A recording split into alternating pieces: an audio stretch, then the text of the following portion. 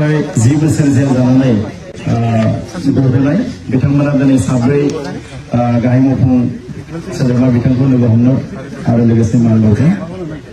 दा बिथांमोननिसिम जों साबायखर जासिबाय।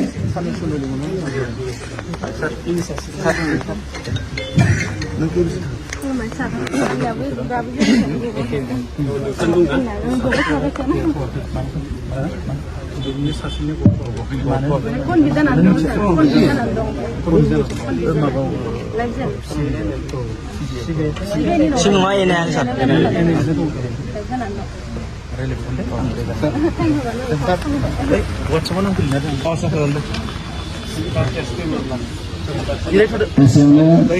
जोंनि फ्राय 10 बोसोर जेल जानानै गबोनाय बिथांमोना दिनै साब्रै गाहाय मावफुं सोद्रोमा बिथांखौ लोगो हमनो आरो लोगोसे मान बावदों। दा बिथांमोननिसिम जों साबायखर जासिबाय।